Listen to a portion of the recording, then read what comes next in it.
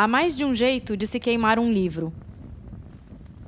E o mundo está cheio de pessoas por aí com caixas de fósforos.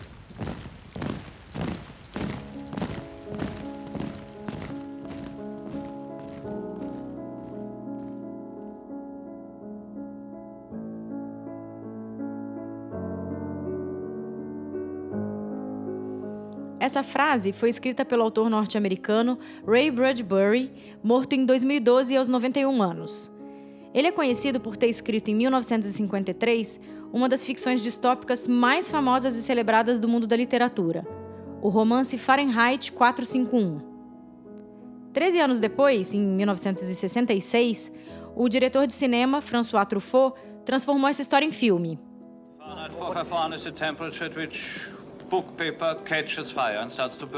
Ray Bradbury imagina um futuro em que os livros são ilegais. Quando eles são encontrados, os bombeiros queimam.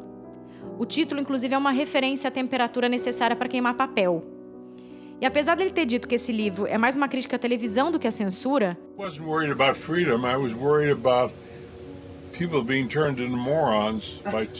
ironicamente, o livro Fahrenheit 451 chegou a ter uma versão censurada nas escolas. E as palavras drogas e inferno foram omitidas.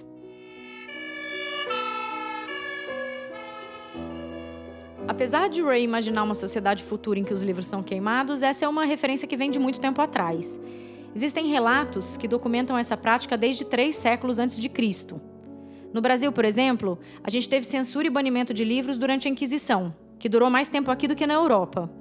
Mas o que serviu de referência para a obra de Bradbury foi a prática do regime nazista, a partir de 1933, queimando livros que supostamente se opunham à ideologia de Hitler. São muitas as justificativas e as formas com as quais os pensamentos e as ideias expostas por meio da literatura foram e continuam sendo atacados, encobertos, dissimulados e censurados.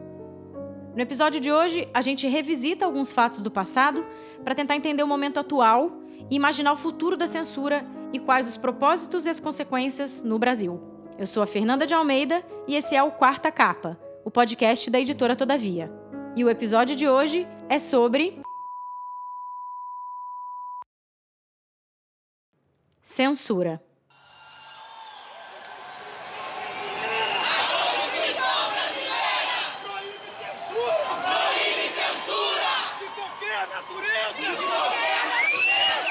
A Constituição da República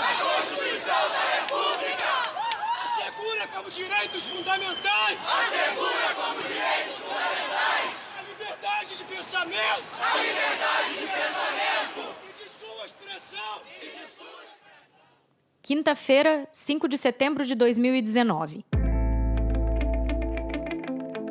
O prefeito da cidade do Rio de Janeiro, Marcelo Crivella, manda recolher a HQ Vingadores, a Cruzada das Crianças, que estava disponível na Bienal Internacional do Livro, e determina que a circulação do livro só poderia ser realizada se tivesse devidamente embalada e lacrada com plástico preto. O motivo alegado pelo prefeito foi o de proteger as crianças de conteúdo impróprio. O que o Crivella chama de conteúdo impróprio é uma das páginas dessa HQ que ilustra o beijo de 2 personagens masculinos. Assim que foi feita a notificação de recolhimento dos livros, os guardas municipais foram enviados ao evento e protagonizaram uma cena que remeteu a uma época da nossa história que muita gente achou que já tinha sido superada. A Prefeitura do Rio de Janeiro determinou que os organizadores da Bienal, lá no Rio Centro, recolhessem esse livro que você está vendo aí, que já foi denunciado inclusive na internet, que traz conteúdo sexual. Depois de uma negociação tensa, os guardas saíram de lá sem cumprir seu objetivo. As reações de oposição ao prefeito do Rio, tanto do público no local quanto nas redes sociais, foi enorme. E em poucas horas a HQ esgotou. Como resposta a essa tentativa de censura, o youtuber Felipe Neto comprou e distribuiu gratuitamente para os visitantes da Bienal mais ou menos 14 mil exemplares de livros com temática LGBT. Está tendo essa ação aqui hoje, que foi organizada pelo youtuber Felipe Neto, que ele comprou, ele anunciou ontem, publicou um vídeo dizendo que tinha comprado 14 mil exemplares dos principais livros com temáticas LGBT. Lamentavelmente, esse foi só um dos episódios de censura, ou de pelo menos tentativa de censura, que aconteceram no Brasil no último ano. Um outro episódio recente, em fevereiro desse ano, aconteceu em Rondônia. O governo do estado tentou determinar o recolhimento de 43 livros da rede estadual de ensino. Só que entre esses livros tinham clássicos que são inclusive leituras obrigatórias de vestibular, como Macunaíma, do Mário de Andrade, e Memórias Póstumas de Brás Cubas, do Machado de Assis. Depois da repercussão negativa e da declaração da Academia Brasileira de Letras, o projeto de censura não foi para frente. No mesmo período, uma ação do governo do estado de São Paulo vetou 12 obras que fazem parte de um projeto bem importante de remissão de pena nos presídios estaduais. Entre eles tinham 3 títulos da Todavia: Caderno de Memórias Coloniais, da Isabela Figueiredo, O Quarto Branco, da Gabriela Guerri, e Enquanto os Dentes, do Carlos Eduardo Pereira.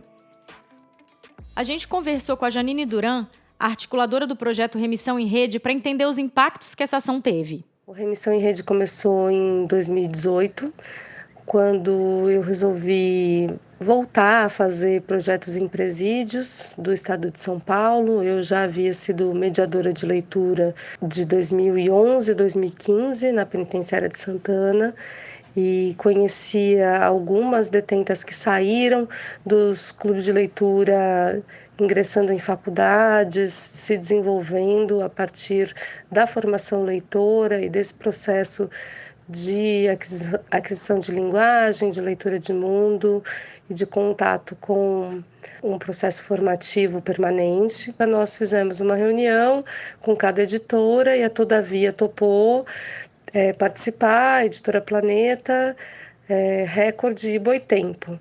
Nós fazemos uma curadoria, eu e a Luciana Gerbovic, a partir então dos livros que são publicados pelas editoras parceiras. Conversamos com as editoras, elas também nos sugerem alguns títulos, nós lemos os livros e, pensando no princípio da bibliodiversidade, as editoras nos doam esses livros. Nós fazemos a capacitação dos mediadores de leitura, que são funcionários da FUNAP, para que eles possam mensalmente fazer a mediação dos clubes de leitura. E também fazemos a formação das voluntárias, fazemos os clubes de leitura com elas e orientamos e supervisionamos a leitura das resenhas que chegam e também os pareceres que são emitidos. Nesse processo, os livros foram encaminhados, então, em agosto de 2019, mas até novembro não foram encaminhados para as penitenciárias para que o novo ciclo acontecesse e nem foram escolhidas as penitenciárias novas que receberiam o acervo que já fazia parte da biblioteca circulante. Nós mandamos diversos e-mails cobrando a continuidade, visto que o termo de parceria, o aditivo já estava assinado por todas as partes. E numa reunião de novembro, fomos informados por uma parte da equipe técnica da FUNAP que a lista de livros havia sido riscada, que em especial 3 títulos eram os mais problemáticos, segundo a visão deles, porém nunca nos foram passados os títulos exatamente. Depois de justificarmos título por título, encaminhar por e-mail para o órgão responsável, a FUNAP, eles nos mandaram uma resposta que seria analisada, mas que os títulos não estavam de acordo com as diretrizes da nova gestão. Tivemos mais algumas conversas telefônicas e por WhatsApp, e por fim, em dezembro de 2019, nós recolhemos os livros doados. No mês passado, saiu então uma matéria falando da censura aos livros. Teve grande repercussão em diversos meios de comunicação, tanto escritos como televisivos, redes sociais.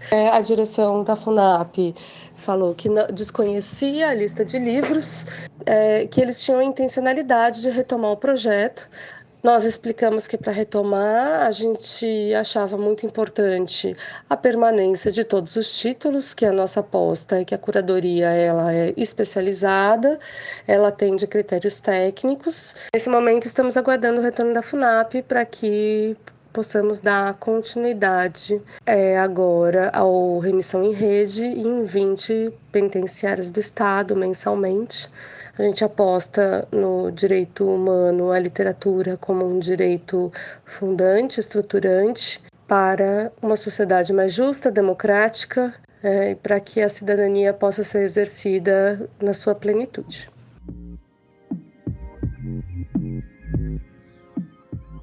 Mas afinal, por que especificamente essas obras foram perseguidas? Por que esse tipo de ação tem sido cada vez mais frequente? Será que olhando para o passado a gente consegue entender um pouco melhor o que tem acontecido nos últimos tempos? O jornalista e crítico literário Manuel da Costa Pinto conversou com a gente na Casa da Todavia em São Paulo.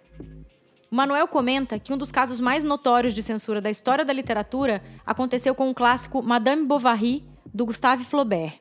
E esse processo é muito interessante porque ele acabou gerando uma peça jurídica das mais interessantes que eu já li. Quer dizer, o promotor que acusa o Flaubert de atentado ao pudor, tal, ele faz uma leitura acusadora com um altíssimo nível de percepção literária.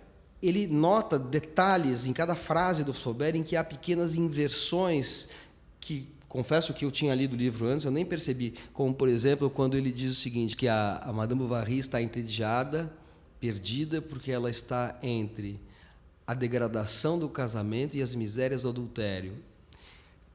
Frase que eu li com a maior naturalidade, e o promotor fala, mas é exatamente o contrário, as pessoas sentem a miséria do casamento, ou seja, a falta de perspectiva por causa do casamento, e caem na degradação do adultério.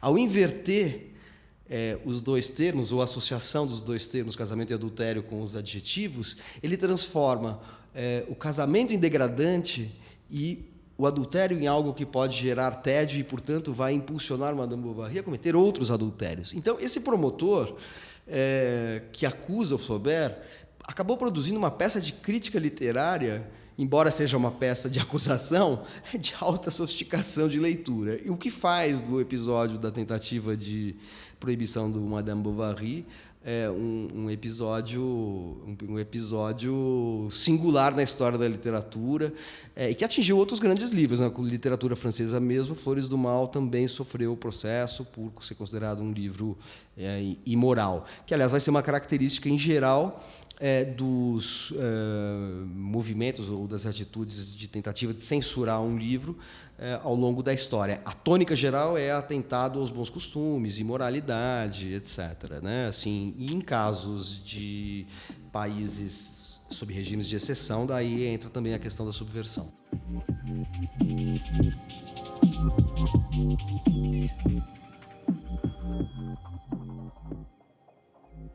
Essas tentativas de censura geralmente começam com a reação de uma parte da sociedade que aciona o poder jurídico alegando as mais variadas acusações, como obscenidade, perversão, subversão, imoralidade, atentado aos bons costumes, blasfêmia e por aí vai. Algumas instituições influentes também podem ter sua própria lista de obras proibidas, como foi o caso da Igreja Católica, que durante séculos manteve uma lista com mais de 4.000 títulos. Entre esses títulos tinham obras de pensadores, de cientistas e de romancistas, como Galileu Galilei, René Descartes, Honoré de Balzac e Jean-Paul Sartre. Apesar dos motivos alegados geralmente serem os mesmos, a definição do que é imoral ou do que é indecente passa por transformações ao longo do tempo e em cada sociedade.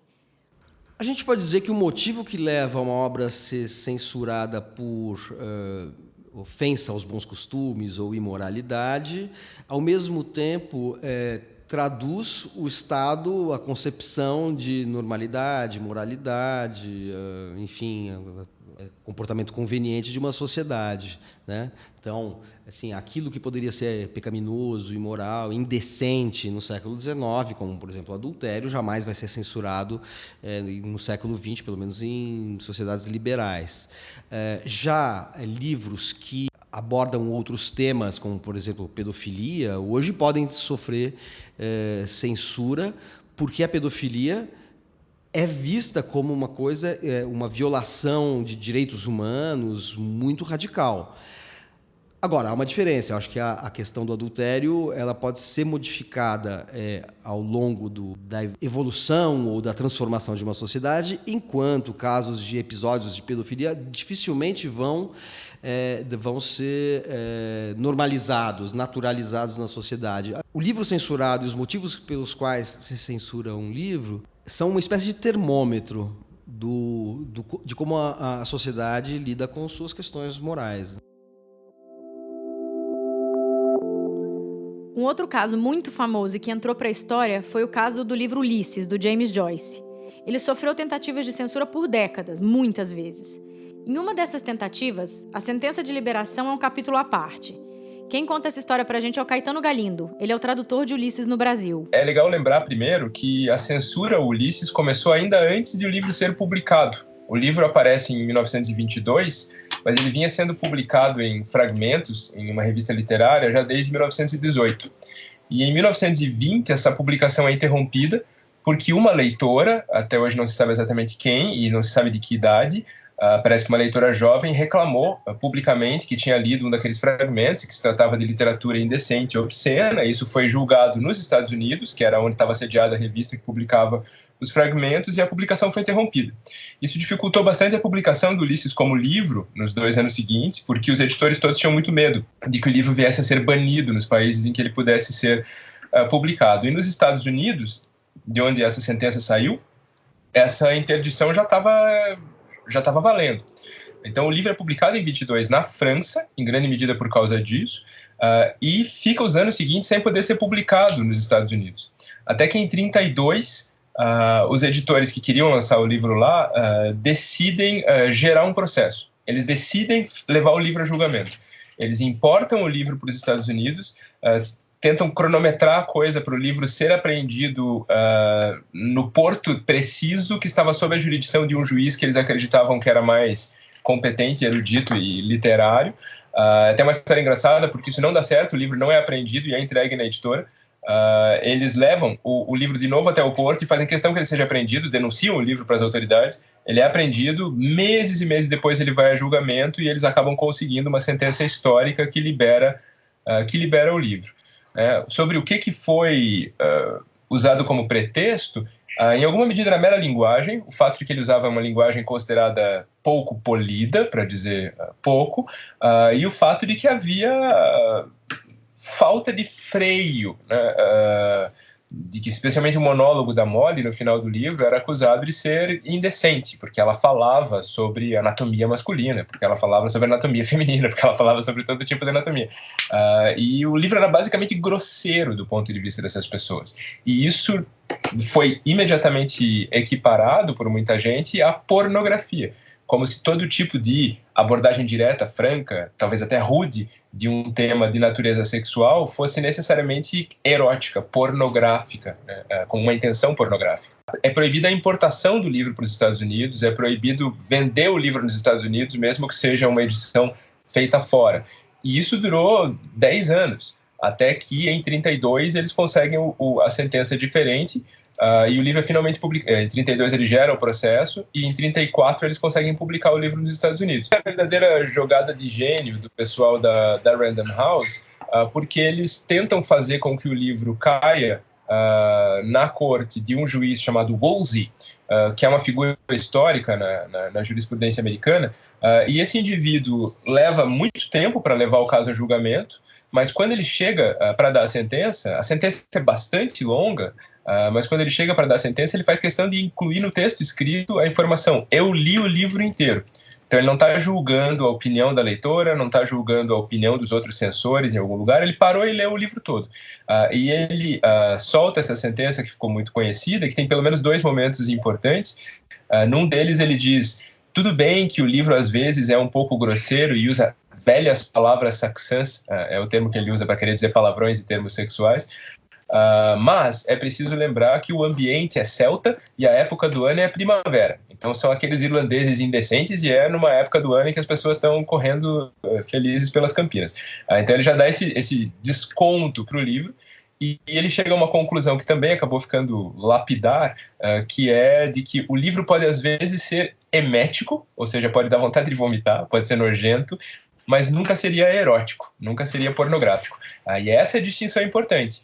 Ele vai dizer: você pode não gostar, você pode se sentir ofendido, você pode achar que não é de bom gosto, mas você não pode dizer que o autor está praticando pornografia, ou seja, tentando excitar emoções sexuais através de uma venda desse tipo de material, de um barateamento desse material. Essa distinção é que foi muito importante. O parágrafo final da sentença diz: eu estou bastante consciente de que, devido a algumas de suas cenas, o Ulisses é uma bebida muito forte para pessoas que sejam algo sensíveis, ainda que normais. Mas minha opinião ponderada, depois de longa reflexão, é de que por mais que em muitos momentos o efeito que Ulisses tenha no leitor seja indubitavelmente algo emético, em nenhum momento ele tende a ser afrodisíaco. O Ulisses pode, portanto, ser admitido nos Estados Unidos.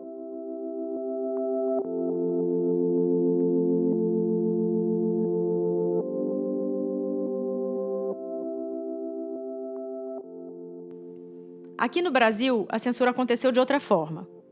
O Manuel comenta como, durante o período de repressão militar, a censura teve um papel importante como demonstração de poder do regime. É preciso lembrar que a censura sobrevive assim no final do regime militar e ela é usada como ela é mais usada no final do governo Geisel e depois no período imediatamente posterior à redemocratização como uma espécie de demonstração de força dos aparelhos de censura. O que é um fenômeno que acontece muito regularmente, muito comumente na história, de maneira geral, na história do Brasil. Só para fazer um parênteses, assim, o período que mais teve morte de militantes políticos, tortura, no Brasil, foi a época do general Geisel, quando, no mesmo período, o Vladimir Herzog, jornalista da TV Cultura, e depois o Manuel Fiel Filho, que era operário, foram mortos, foram eliminados nas cadeias, nos porões da ditadura. Uma farsa montada durante a ditadura foi oficialmente corrigida hoje. A família de Vladimir Herzog recebeu um novo atestado de óbito que reconhece a tortura como causa de sua morte. E, no entanto, não é no período de chumbo que acontecem mais torturas e mortes nas prisões, assim como não é no período dos anos de chumbo que tem mais censura de livros no Brasil. O período em que há mais censura de livros no Brasil é a gestão do Ernesto Geisel, do general Ernesto Geisel, que foi o penúltimo ditador e aquele que fez a passagem para a distensão, para a abertura política no Brasil. Então é curioso. E como interpretar isso? A Sandra Reimão, que é autora de Repressão e Resistência, Censura Livros na Ditadura Militar, é ela que dá esta informação, eu retirei esta informação do livro dela. A Sandra Reimão, ela elenca algumas hipóteses, dentre elas aquela com a qual eu concordo, que é essa que eu conecto ao fenômeno que também aconteceu em relação à tortura, do Herzog, etc., que é o fato de que, no momento em que o Geisel anuncia que vai fazer a abertura, com uma demonstração de força e uma reação, os órgãos de censura, assim como os órgãos de repressão, fazem uma demonstração de força.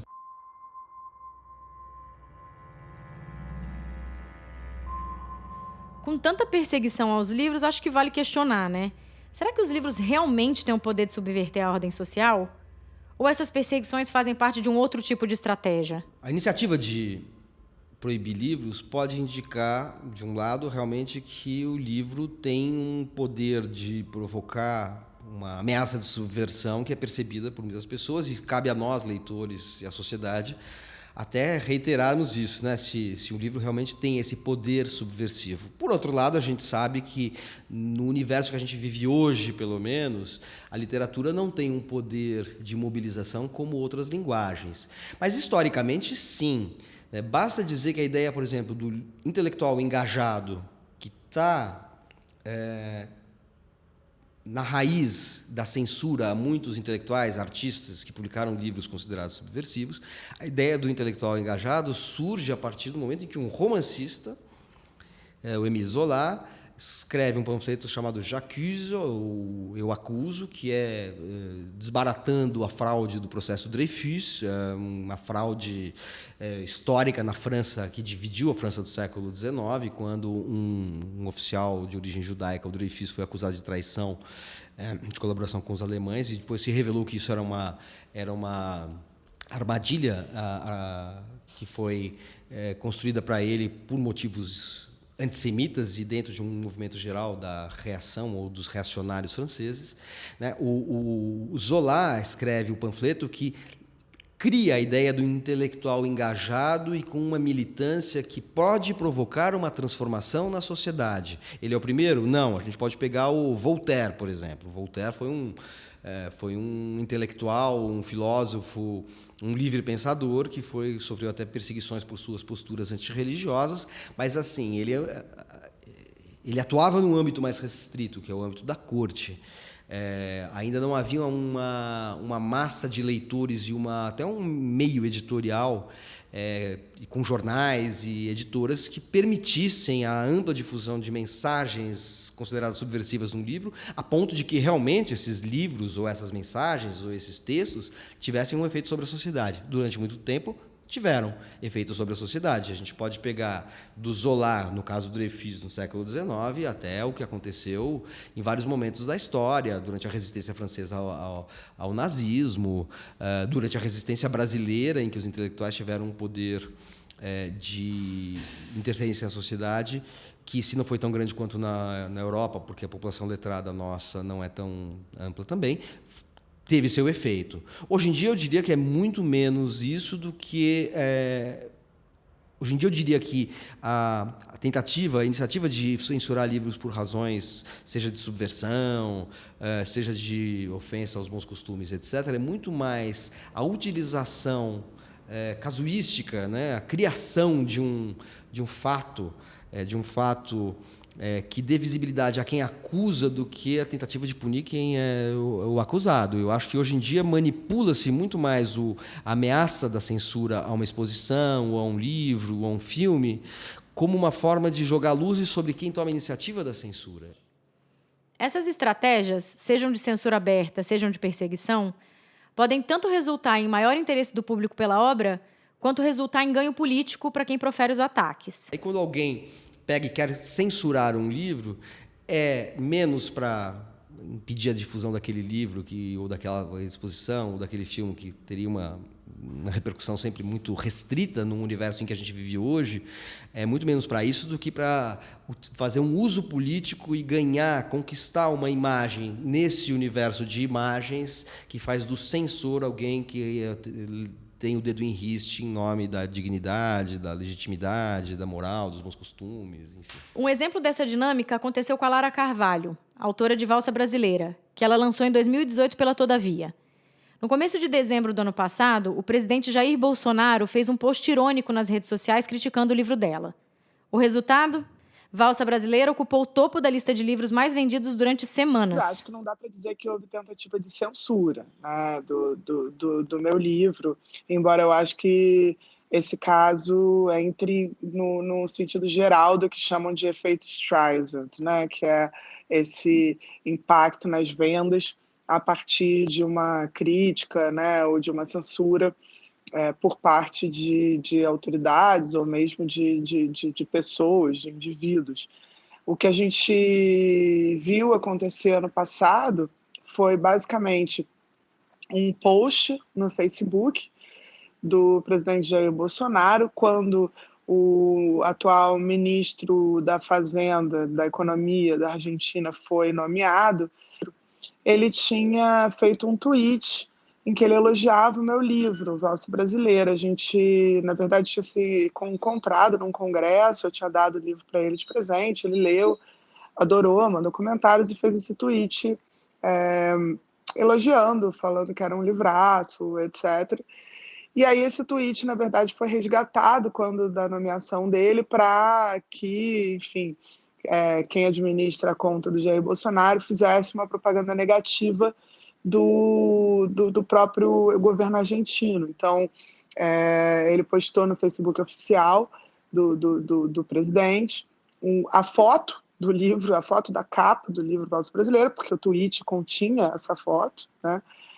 Dizendo que, e com o tweet do ministro argentino, Martín Guzmán, dizendo que o ministro argentino estava elogiando um livro de um economista do PSOL. Em tom, claro, jocoso, então isso seria uma crítica. Eu, na verdade, nem sou do PSOL, mas colaborei na fase de elaboração de programa econômico com a candidatura do Guilherme Boulos em 2018, tinha feito a parte de economia inicial, nem participei, na verdade, da campanha, mas é claro que isso acabou detonando a crítica do Jair Bolsonaro, com uma certa propaganda do livro, no fim das contas, acabou detonando um boom de vendas. A Amazon, o livro chegou em primeiro nos mais vendidos da Amazon naquela semana e teve uma reimpressão a partir disso, e inclusive mudando uma frase da quarta capa, que era do Gregório do Vivier, já fazendo menção, né? O Gregório escreveu uma nova frase para a quarta capa da reimpressão, em que ele dizia que já gostava de mim antes do Bolsonaro criticar.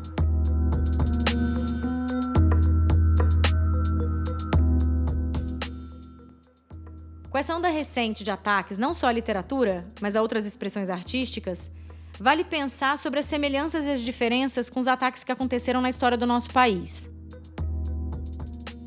Para falar sobre isso e entender melhor o nosso cenário político atual, a gente conversou com a jornalista Júlia do Ailib.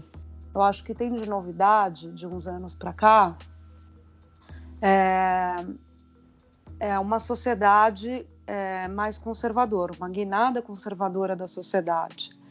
Tanto de pessoas que são saudosistas dessa época do regime militar e que de uns anos para cá começaram a colocar isso de maneira mais clara no debate público, pessoas que não se sentiam à vontade para fazer essa defesa por causa da ditadura ter acabado há pouco tempo, então esse prazo de tempo que se passou maior de anos para cá permite com que essas pessoas façam isso, e também uma guinada conservadora que vem de uma geração mais jovem, que não viveu a ditadura. Então você tem uma sociedade hoje mais conservadora.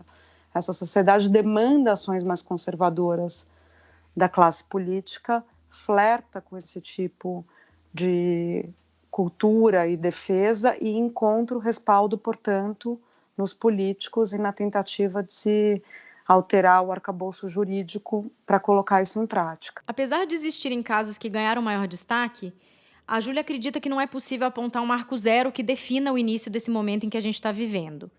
Esses acontecimentos são reflexos de um evento global, de um espírito do nosso tempo. Então, a gente consegue, talvez, destacar alguns fatos que eclodiram mais recentemente, que mostram isso. Então, eu diria, lá atrás, as manifestações de 2013, elas começam com uma demanda específica sobre o preço da passagem de ônibus. De repente, elas começam a mudar um pouco e lá você já vê componentes de autoritarismo, já vê demandas questionando a democracia, questionando o sistema político. Eu acho que ali já começa a nascer alguma demonstração, você já começa a ver alguma demonstração desse tipo de valor, de defesa desse tipo de valor. Depois, nas eleições de 2016, você tem uma guinada muito grande da direita, uma vitória da direita e uma derrota da esquerda em várias cidades do país. Uma eleição municipal, ela serve de exemplo do que vai acontecer, ela é um indicador do que vai acontecer na eleição de 2018, quando você tem, então, a eleição de Jair Bolsonaro, que é alguém que sempre flertou com medidas autoritárias, que sempre defendeu a ditadura militar, que, embora tenha vindo com um discurso liberal, de defesa da liberdade, na área econômica, por exemplo, é alguém que defende restrições comportamentais, restrições, censura, até se você for pensar num limite do que pode ser, do que as pessoas devem ver, do que as pessoas devem consumir. Embora muitos desses eventos tenham a participação direta dos representantes políticos ou de pessoas que acabaram se lançando para a política, essa transformação parte primeiro das mudanças no perfil da sociedade, e só depois elas afetam as leis e as instituições. Eu acho que é muito claro que primeiro vem essa guinada da sociedade que faz os governantes chegarem lá. Os governantes não chegam lá por conta própria, pelo menos por enquanto, né? Eles chegam por meio das vias eleitoral.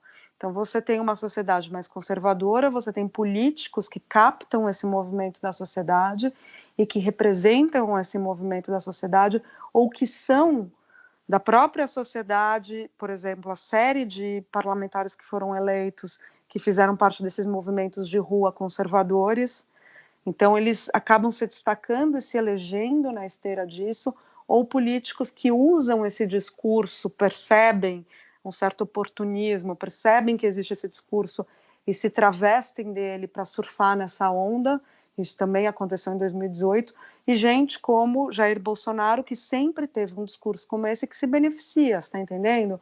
Então, a sociedade muda, as pessoas são eleitas e uma vez lá, os governantes aplicam isso e aí intensifica. Eu acho que é um movimento que se retroalimenta. É inegável que as tentativas de censura no Brasil vêm se agravando.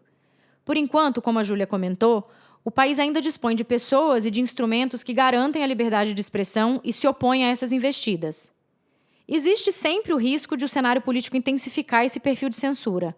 Mas é importante destacar que, por mais que esse tipo de ataque tenha se tornado mais comum, nós também temos pessoas, movimentos e vozes que se erguem incansavelmente para garantir a liberdade de expressão e dos direitos constitucionais. Assim como a censura a um livro indica, vamos dizer assim, é um termômetro daquilo que a sociedade considera moral, admissível, ideologicamente aceitável, etc., da mesma maneira que isso acontece, o fracasso ou o sucesso das tentativas de censura indicam também o grau de evolução ou a situação das instituições. E o que a gente tem visto claramente é que não está vingando. As tentativas de censurar, elas podem ter um efeito, às vezes, porque uma instituição não quer se meter em enrascada com o governo, ou porque uma autora não quer dor de cabeça com as redes sociais, mas, de uma maneira geral, a gente tem uma postura muito clara das instituições brasileiras de que, se o governo, o aparato jurídico quiser censurar um livro, uma peça, não pode censurar, porque não existe censura no Brasil. E como a gente não teve exceção nesse campo, isso significa também que o fracasso das tentativas de censura, no sentido forte do termo, indicam claramente que a gente está num momento da cultura, não apenas brasileira, mas ocidental e institucional, em que não há mais espaço para esse tipo de intervenção sobre a liberdade individual. Pode mudar? Pode. Mas as derrotas dos censores até esse momento, do ponto de vista institucional, indicam que eles estão perdendo o jogo mesmo.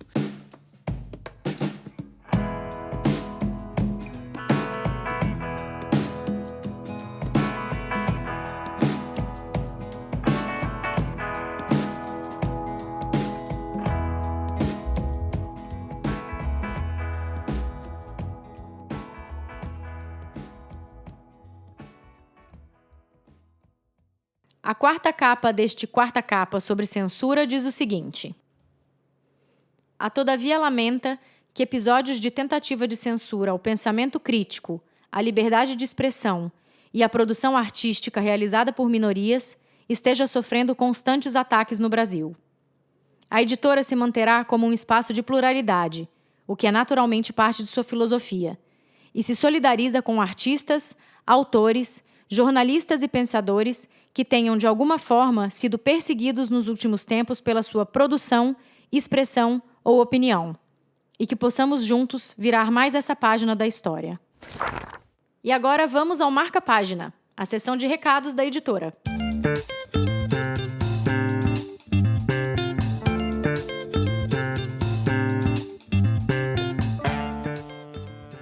Em março, usando o código TODAVIA8M, tudo junto e em letras maiúsculas, as mulheres têm 20,5% de desconto em todos os livros do nosso catálogo. Essa é a nossa maneira de lembrar que 20,5% é a diferença salarial média entre homens e mulheres no Brasil, segundo dados do IBGE de 2019. O código é TODAVIA8M e vale até o dia 31 de março. Em abril, a Todavia lança o novo livro-reportagem de Chico Felitti, A Casa. Com depoimentos inéditos de vítimas de João de Deus, o livro examina o impacto da seita sobre a cidade de Abadiânia. A Todavia é a nova editora da Hilary Mantel. A trilogia da escritora inglesa, Wolf Hall, vai começar a ser publicada ainda esse ano. A partir desse episódio, temos uma novidade. A gente sempre vai trazer recomendações de livros da Todavia feita por leitores, livreiros e influenciadores. Nesse programa, pedimos a alguns convidados especiais para recomendar um livro da editora que tenha sido escrito por uma mulher. Sou Rosângela, da Leitura Congonhas, vou falar um pouquinho do livro A Ridícula Ideia de Nunca Mais Te Ver. Preciso falar outra vez o nome desse livro. A Ridícula Ideia de Nunca Mais Te Ver. A autora Rosa Monteiro, espanhola, nasceu em Madrid, publicou 27 livros, editado 8 no Brasil. Rosa Monteiro perdeu o marido com câncer e no luto ela teve que fazer um trabalho pesquisando a vida de Marie Curie. Só que ela achou tão interessante a vida dela, da Marie Curie, uma cientista, a primeira cientista mulher a ganhar um prêmio Nobel. Esse livro ele fala de dor, de perda, de nunca mais poder ver a pessoa que você mais ama. Fala sobre a vida de Marie Curie, que é maravilhosa, que ela percebeu que a vida dela tinha algo em comum, que era a perda do marido, porque Marie Curie perdeu o marido inesperadamente. Marie Curie é maravilhosa, mas tinha outras mulheres, outras empoderadas, outras mulheres que não conseguiu entrar para a história porque foram apagadas, foram esquecidas, não deixaram ela pôr o nome nos feitos dela. Fala sobre feminismo, sobre machismo, sobre a mulher, na situação da mulher naquela época, que era difícil. É um livro maravilhoso, é um livro que você nunca vai esquecer.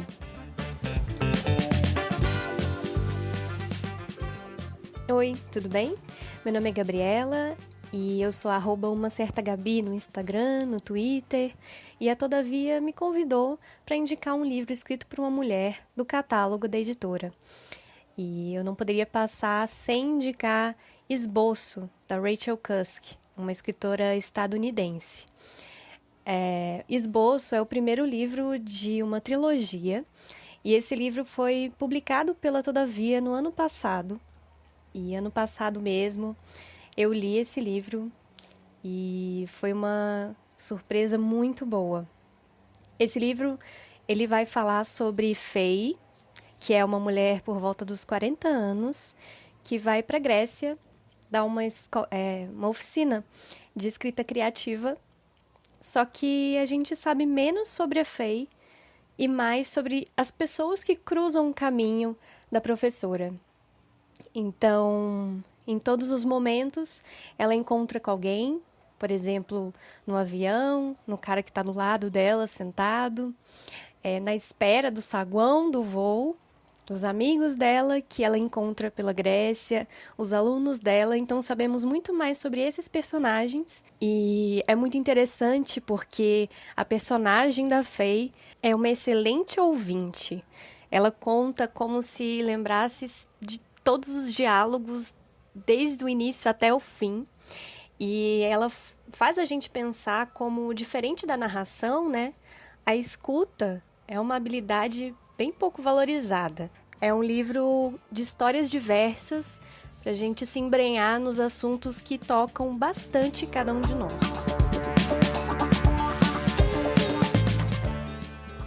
Chegamos ao fim de mais um episódio do Quarta Capa. Tem sido muito legal e muito importante receber o retorno de vocês sobre o último episódio, em que a gente falou de Torto Arado. E eu aproveito para dizer que o autor Itamar Vieira Júnior também adorou a repercussão. Continue com a gente nas redes sociais e compartilhe com amigos, porque isso faz toda a diferença para o nosso trabalho. Muito obrigada e até o próximo Quarta Capa.